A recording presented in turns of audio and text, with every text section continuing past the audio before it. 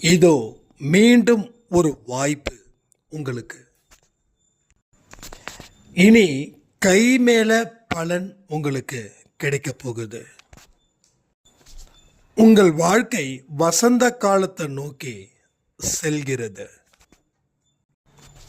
விட்டு போனவர்களும் உங்களை மதிக்காமல் தெரிபவர்களும் இனி நீங்க யாரு, எப்படிப்பட்டவங்க, எவ்வளவு மதிப்பானவங்க அப்படின்ற எல்லா விஷயத்தையும் அவர் தெரிவிக்க போகிறார்.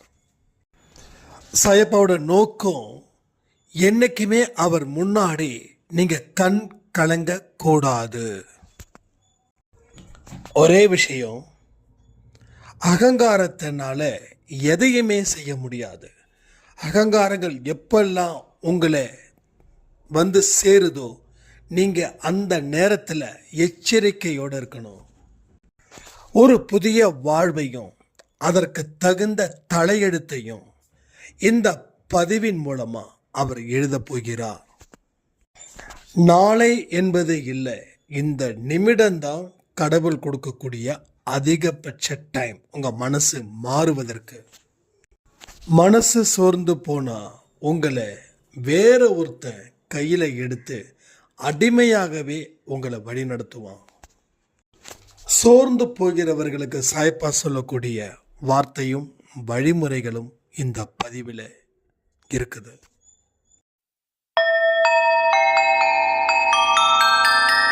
ஓம் சாயிரா சாயிரா, ஓம் சாயிரா சாயிரா, ஓம் சாயிரா சாயிரா, அன்பே சாயிரா, பேரன்பே சாயிரா, அகிலம் தளிக்க ஆத்மா விழிக்க அனுதினம் சாயிரா, எங்கள் அன்பே சாயிரா.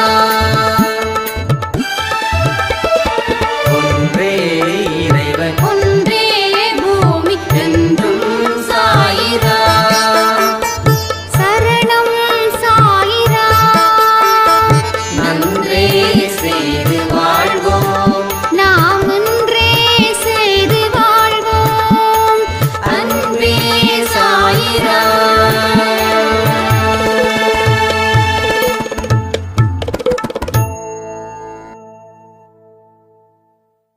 சாயிரா. என் உயிரின் உயிரானவர்களே, அனைவருக்கும் வியாழன் தின வாழ்த்துக்கள். நேற்று இரவு கொடுத்த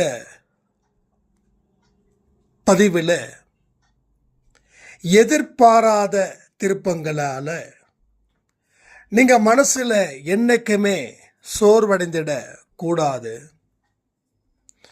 அங்க இருந்து ஒரு தொடக்கத்தை ஏற்படுத்தணும் அப்படின்னு நம்ம சொல்லியிருந்தோம். ஒரு சாய்ராமுடைய கனவுல சாய்ப்பா வந்து உன்னுடைய நீண்ட நாள் கேள்விக்கு பதில நான் கொடுத்துட்டேன். இதனால வாழ்க்கையில நீ வெல்வதற்கு உண்டான ஒரு அடித்தளத்தை நான் அமைச்சிட்டேன். இனி உன்னோட வாழ்க்கையில உன்னுடைய தேவைகள் என்னென்ன இருக்குதோ அதை நான் உடனடியா சரி செய்வேன்.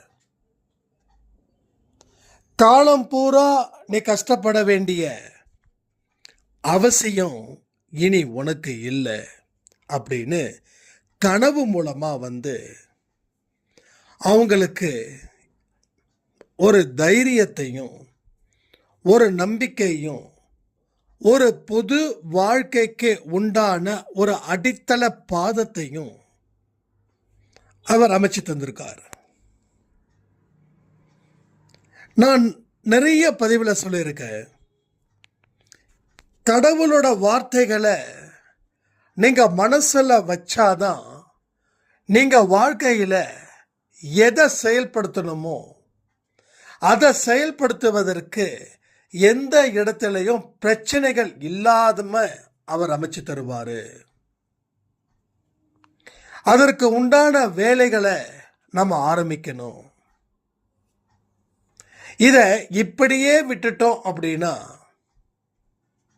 நாளைக்கு எப்பயும் சரி பண்ண முடியாம போயிடும்.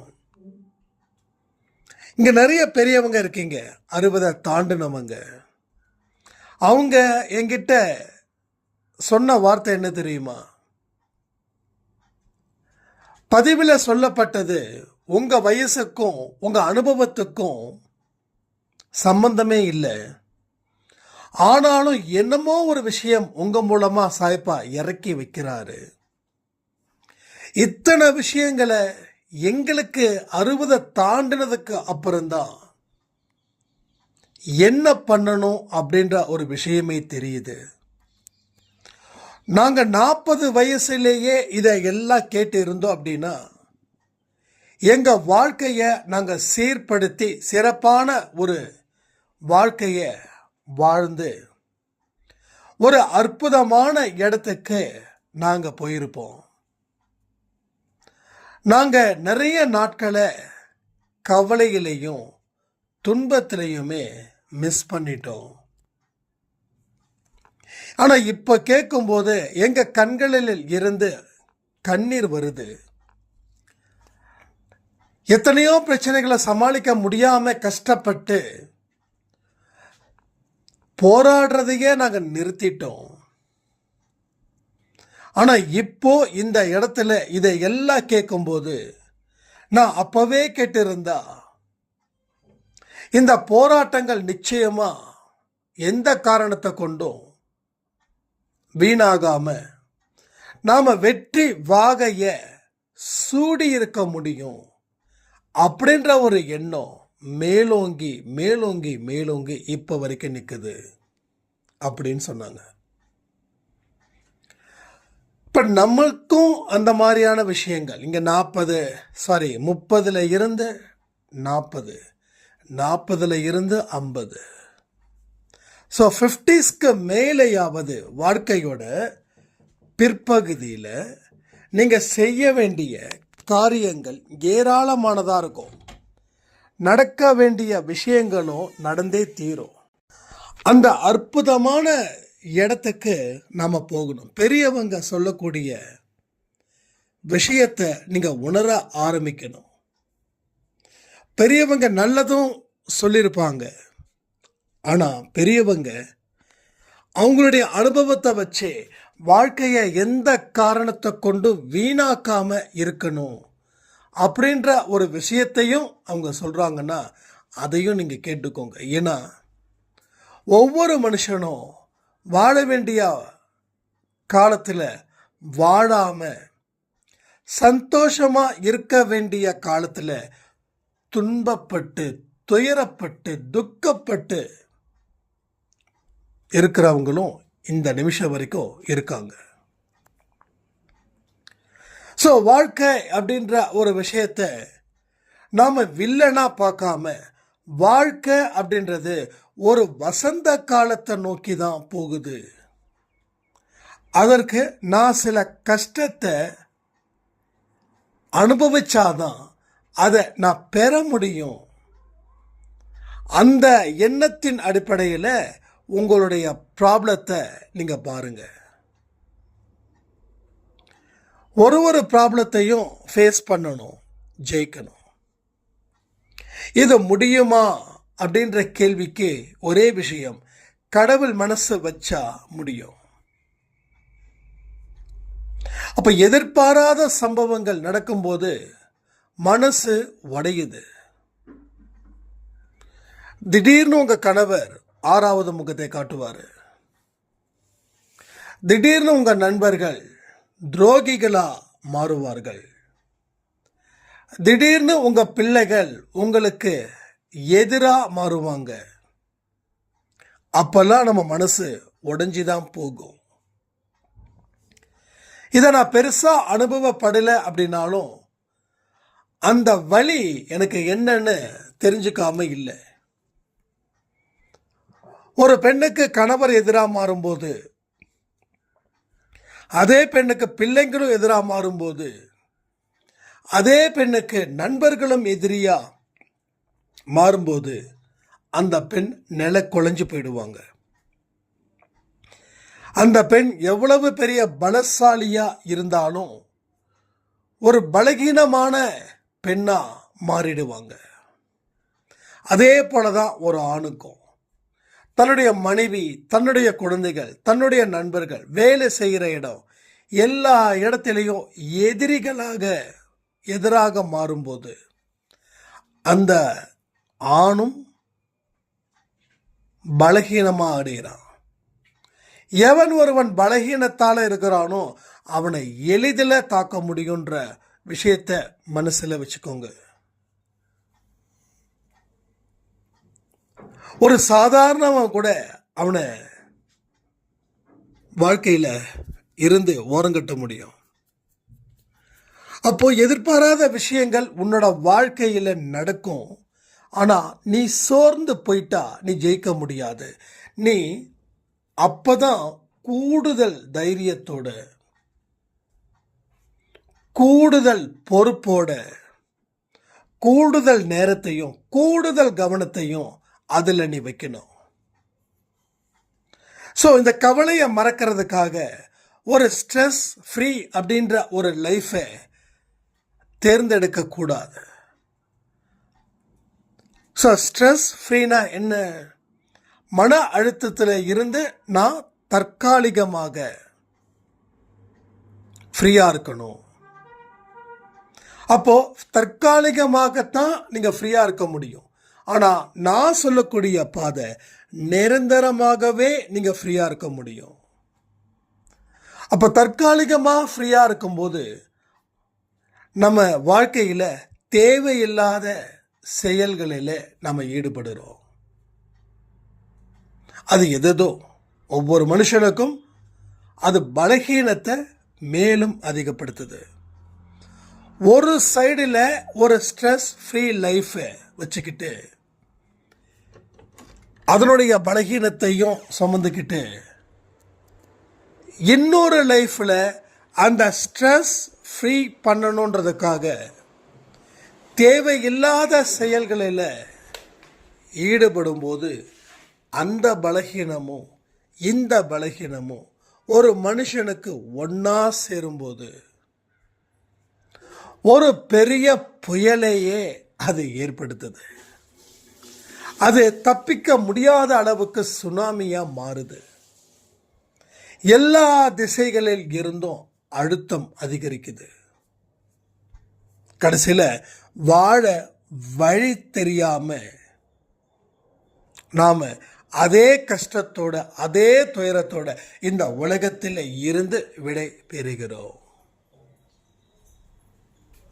அப்ப நான் சொல்லக்கூடிய லைஃப் ஆரோக்கியம் உங்களுக்கு கடவுளால் தீர்மானிக்கப்பட்ட வயது ஒன்று இருக்கும். ஆனால் நீங்கள் இன்னமும் சிறப்பாக செயல்பட்டா கடவுள் இன்னும் 10 வருஷம் உங்களுக்கு வயதை அதிகப்படுத்துவார். ஒரு 80ல் ஒருத்தவங்களுக்கு விதி பயன் முடிஞ்சிருச்சு, நீ கிளம்பலாம் அப்படின்னு சொல்லும்போது உங்களுடைய ஆக்டிவிட்டீஸ், உங்களுடைய செயல்பாடு, நீங்கள் சொல்லக்கூடிய வார்த்தை, நீங்கள் செய்யக்கூடிய செயல்கள், இதை தான் செயல்பாடு சொல்கிறோம். இது எல்லாமே இன்னும் 10 வருஷத்தை கடவுள் உங்களுக்கு அதிகரிப்பார். ஏன்னா உங்களால் 10 பேருக்கு நன்மை வருதுன்னா அந்த 10 பேருக்காகவாவது உங்களை நல்லபடியாக அவர் கடவுள் வாழ வைப்பார். எக்ஸ்ட்ரா வருஷத்தையும் அவர் உங்களுக்கு கொடுப்பாரு.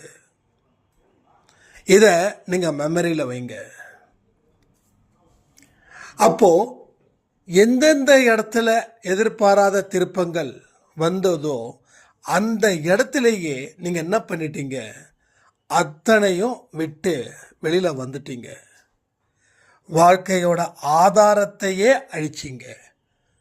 அதனால் உங்களுடைய அடையாளமும் காணாமல் போயிடுச்சு. எத்தனையோ பேர் தன்மானத்தோட வாழ முடியாமல் ஒரு அடிமை வாழ்க்கையை வாழ்ந்துக்கிட்டு அந்த அடிமை வாழ்க்கை இப்படி இருக்குதேன்னு சொல்லி அதில் இருந்து விடுபட நிறைய பாவங்களை செய்து செய்து செய்து புண்ணியம்ன்ற கணக்கை இது வரைக்கும் ஓப்பன் பண்ணாமல் இருக்காங்க. ஸோ உங்கள் லைஃப்பில் நினச்சி பாருங்க, ஒரு எதிர்பாராத சம்பவங்கள் உங்கள் வாழ்க்கையில் ஒன்று நடந்துச்சு, அது நடந்ததால் உங்கள் வாழ்க்கை முடிஞ்சிச்சு. அப்போது அது நடந்திருக்கும் போது உங்கள் மனநிலையில் நான் சொன்னது போல் நீங்கள் தயாராக இருந்தீங்கன்னா, அந்த எதிர்பாராத சம்பவம் நடந்ததால தான் என் வாழ்க்கையில் எவ்வளவு ஒரு உயர்வு நிலையில் நான் இருக்கேன், நான் இப்படி இருக்கிறதுக்கு காரணம் அன்னைக்கு நடந்த சம்பவம் அப்படின்னு அந்த சம்பவமே உங்களுக்கு ஒரு ஹீரோவாக இருந்திருக்கும். ஒரு சம்பவத்தை ஹீரோவாக்குறதும் ஒரு சம்பவத்தை வில்லனாக்குறதும் இந்த இடத்துல தான் இருக்குது.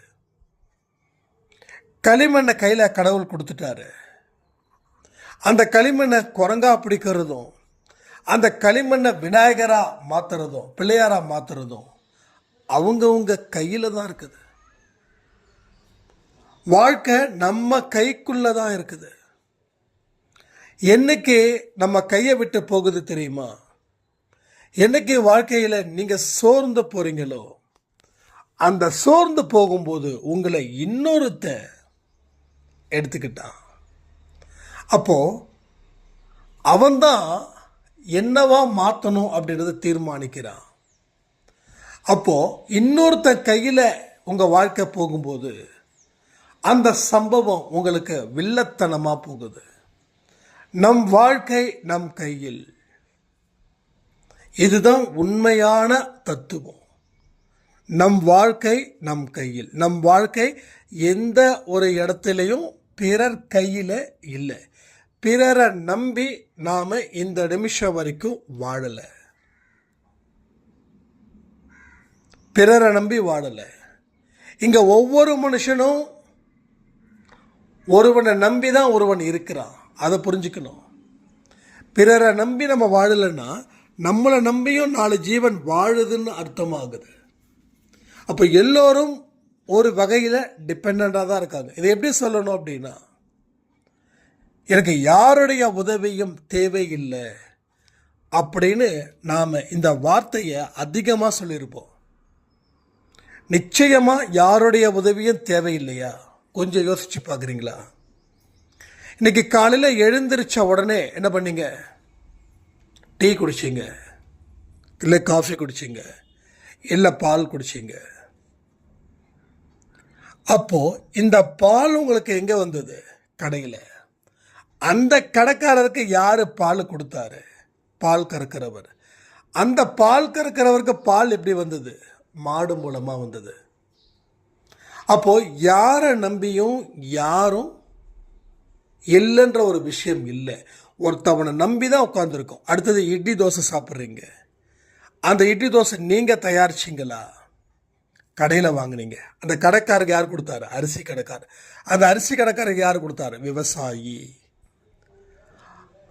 ஸோ என்றைக்குமே நமக்கு மேலே ஒரு கொம்பு முளைக்கும். அந்த கொம்பு முளைச்சதுன்னா அதை உடனே சீவி விட்டுருங்க.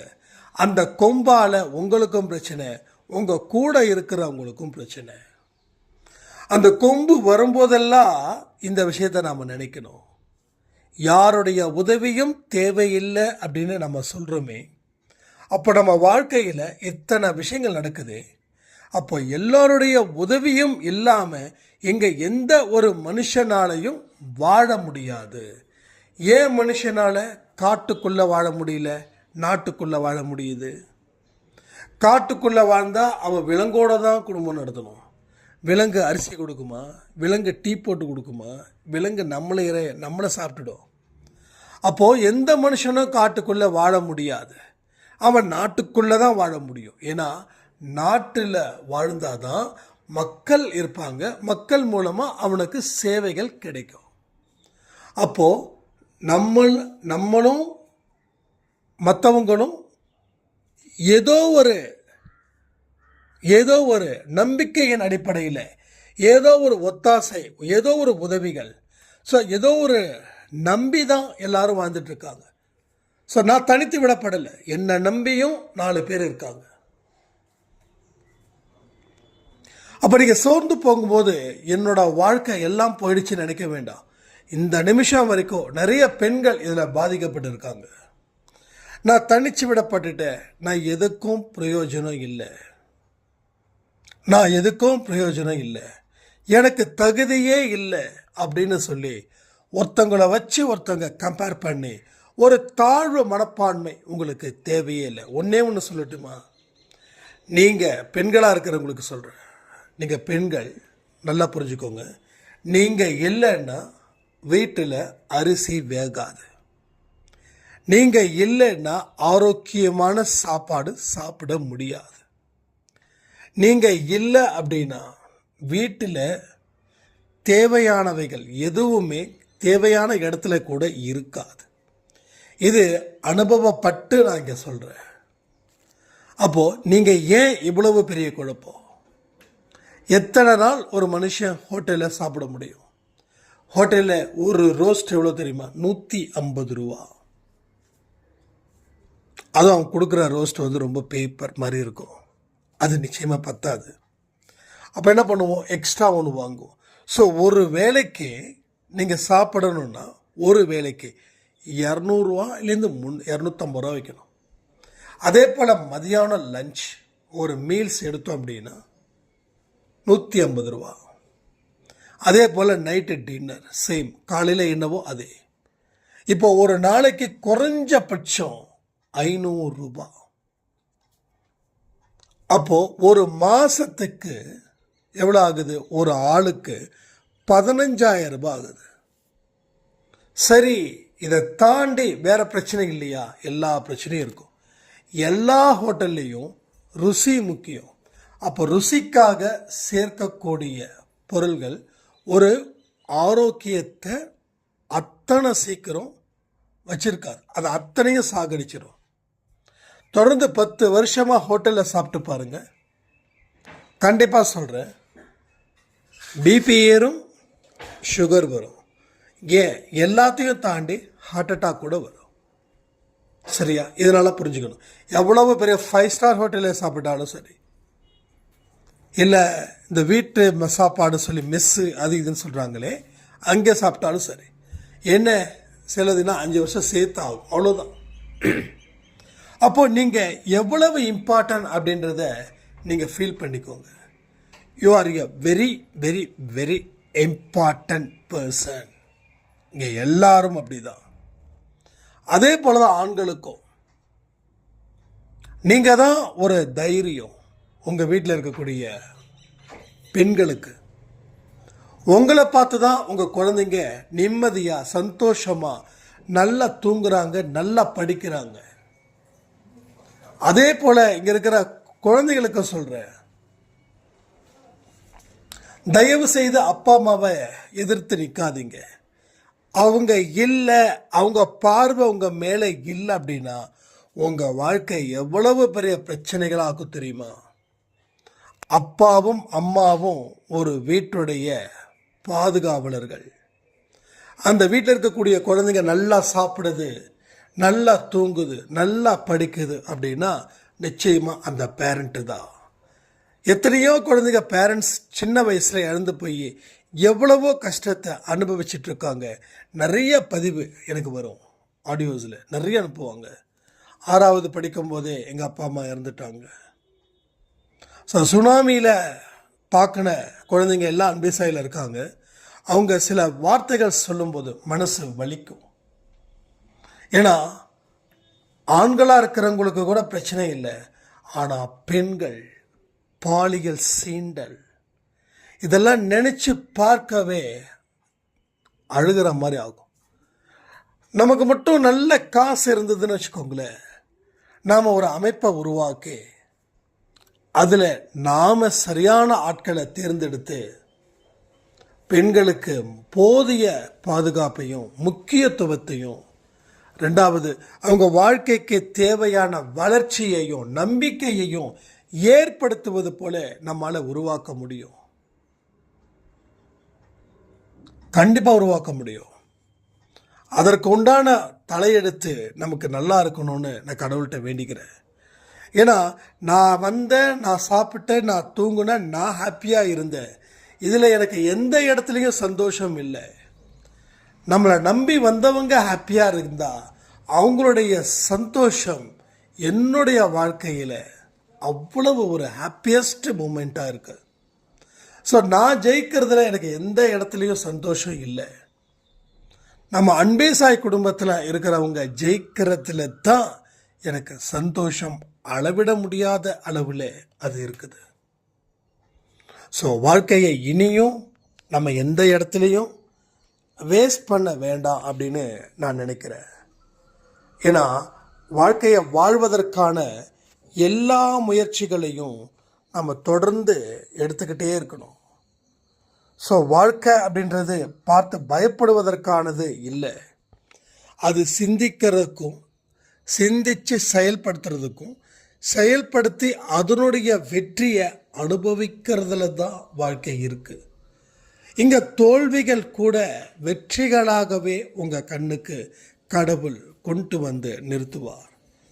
அவ்வளவு பெரிய ஒரு சகாப்தத்தை நம்மால் உருவாக்க முடியும்.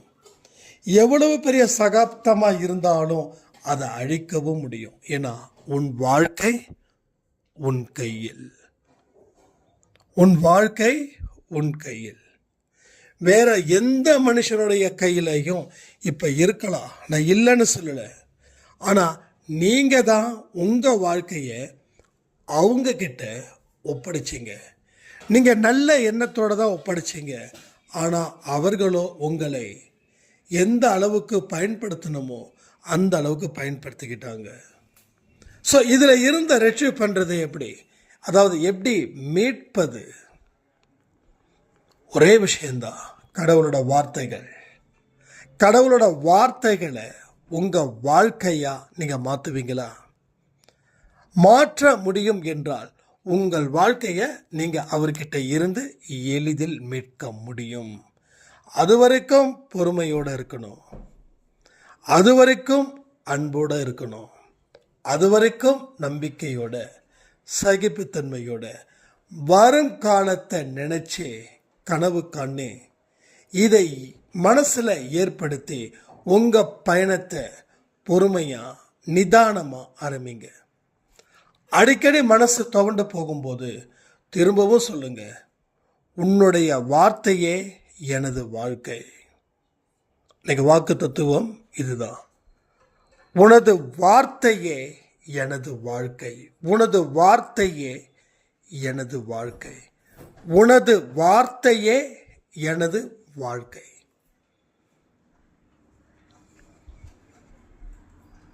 இதை என்னைக்குமே மறக்கக்கூடாது. மறக்காம இருக்க முயற்சி செய்யும்போது கடவுளோட ஒட்டுமொத்த வார்த்தைகளும் உங்கள் வாழ்க்கையாக மாறும்போது நீங்கள் எந்த மனிதனுக்கும் அடிமை இல்லை அப்படின்ற ஒரு சாஸ்திரத்தை சாய்ப்பா எழுதி கொடுப்பார். நேற்று இரவு கொடுத்த பதிவில் கூட உயில் எழுதி கொடுப்பாரு அப்படி நம்ம சொல்லியிருந்தோம். அந்த உயில் என்ன தெரியுமா? அவருடைய சொத்துக்கள் எல்லாம் உங்களுக்கு. யாரோட சொத்துக்கள்? சாய்ப்பாவோட சொத்துக்கள். சாய்ப்பாவோட சொத்துக்கள் என்னது? ஆரோக்கியமும் வளமையும். இதை எல்லாம் நீ செய், நான் உனக்கு உயில் எழுதி தருவேன். ஸோ அந்த உயிலை நான் நேற்று வாங்கிட்டேன். எத்தனை பேர் நேற்று நைட்டு வாங்கியிருக்கீங்கன்றதையும் கமெண்ட் பண்ணுங்கள். ஸோ வாழ்க்கையை மறுபடியும் சொல்கிறேன், அன்பே சாயில் நீங்கள் எல்லாமே ஒரு பலம். ஸோ இத்தனை நாட்கள் நான் சரியாக பதிவை கேட்கல, நான் சரியாக இல்லை, டோன்ட் வரி. எகெயின் ஒரு புது வழியை, புது வாழ்க்கையை அவர் ஏற்படுத்தியிருக்கார். நீங்கள் எல்லோருமே அன்பே சாய் குடும்பத்துக்கு புதுசுன்னு நினச்சிக்கோங்க. செயல்படக்கூடிய செயல் வீரர்களாக நீங்கள் மாறுங்க. உங்கள் வாழ்க்கையில் என்னைக்கும் வெற்றி அப்படின்ற பக்கத்தில் மட்டும் நாம் எழுதுவோம், படிப்போம், அதுவே நாம் சொந்தமாய்ப்பிக்கோன்னு சொல்லி இந்த பதிவை நான் முடிக்கிறேன். ஜெய் சாய்ராம்.